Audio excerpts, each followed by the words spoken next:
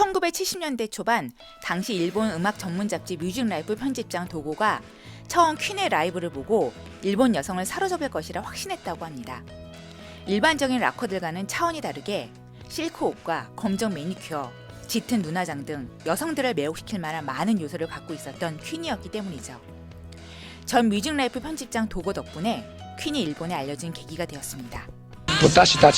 영미권의 세계적인 가수가 제목뿐 아니라 가사에까지 일본어를 쓴 건 매우 이례적인 일로 일본에 대한 극진한 사랑이 없었으면 불가능한 일이라고 생각합니다. 1975년 4월 17일은 퀸의 역사에서 잊을 수 없는 날로 기억됩니다. 퀸이 처음으로 일본을 방문했던 그날 하네다 공항은 젊은 여성 팬과 보도진 등 3천여 명의 인파로 가득 찼다고 합니다.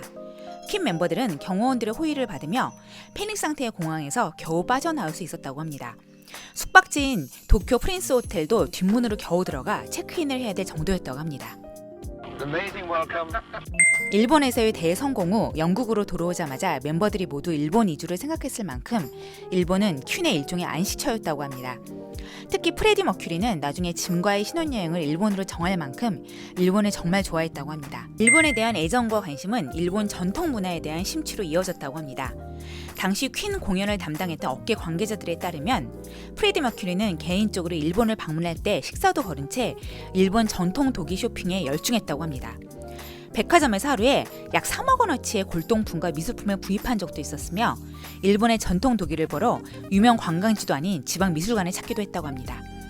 특히 이마리 야키라는 일본 도자기를 좋아했는데 이는 정류재란 때 일본으로 끌려간 조선인들 도공의 혼인 서류에는 예술품입니다.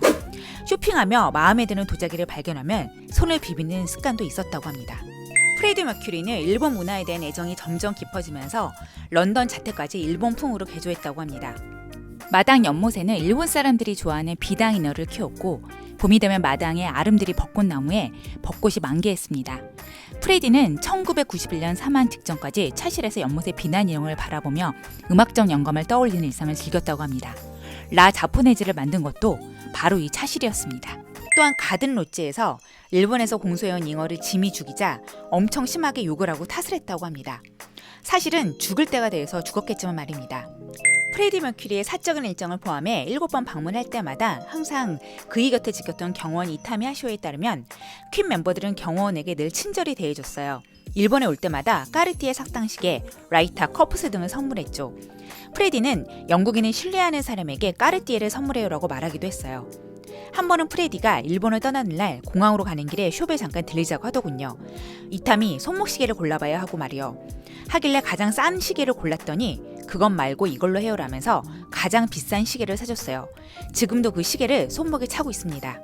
프레디가 마지막으로 일본을 방문했던 1986년에는 제게 일본 검도를 선물해줬어요. 제가 예전에 검도 챔피언했다는 걸 기억하고 있었던 것입니다. 그때는 정말 가슴이 뜨거워졌어요.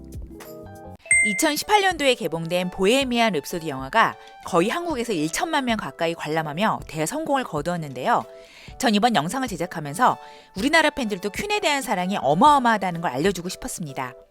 프레디가 살아있었다면 아마도 한국 공연에 와서 떼창하는 관람객을 보며 감동했을 거라 장담합니다.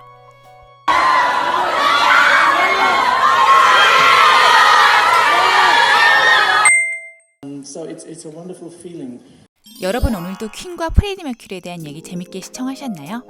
다음에 좀 더 유익한 영상으로 찾아뵙겠습니다. 다음 시간에 뵙겠습니다.